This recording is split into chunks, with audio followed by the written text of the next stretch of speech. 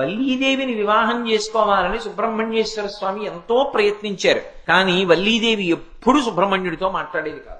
ఆమె ఒక గిరిజన నాయకుడు, అంటే అరణ్య ప్రాంతంలో ఉండేటటువంటి శబరులు బోయవాళ్ల రాజు యొక్క కుమార్తెగా అవతారం తీసుకుని వచ్చింది. ఈయనేమో దేవసైన్యానికి అంతటికీ అధ్యక్షుడు, మెరుపు తీగలా ఉండేవాడు. ఈయన వస్తే ఆవిడ చూసేది కాదు, వెళ్ళిపోయేది. బాబాయ్ అంతంత పెద్దవాళ్ళు మనకెందుకని వెళ్ళిపోయేది. సుబ్రహ్మణ్యుడికి ఆవిడ్ని వివాహం చేసుకుందామని కోరిక. అసలు మాట్లాడదామంటే మాటే మాట్లాడదు. ఎలా? అన్నయ్యని అడిగాడు. అన్నయ్య ఎలా అన్నయ్య, అసలు నాతో మాట్లాడదు, వల్లీదేవిని వివాహం చేసుకోవాలనుకుంటున్నాను అన్నయ్య అన్నాడు. విఘ్నేశ్వరుడు ఆలోచించి అన్నాడు, నీ కోరిక తీరేటట్టుగా నేను చేస్తాను, నన్ను పూజ చెయ్యాలి. ఒక్క నమస్కారం చేశాడు అన్నయ్యకి, ప్రదక్షిణం చేసి. నేనున్నాను కదరా, నువ్వు వృద్ధ బ్రాహ్మణ రూపంలో వెళ్ళి అక్కడ నించో అన్నాడు. వెళ్లి వృద్ధ బ్రాహ్మణ రూపంలో నించున్నాడు సుబ్రహ్మణ్యేశ్వర స్వామి. వల్లీదేవి చెలికెత్తెలతో ఉద్యానవనంలోకి వచ్చింది. వెంటనే విఘ్నేశ్వరుడు పెద్ద ఏనుగు రూపంలో వెళ్లి తొండమెత్తి పిచ్చెక్కిన ఏనుగు రూపంలో పెద్ద ఘీంకారం చేస్తూ పరుగులు తీశాడు.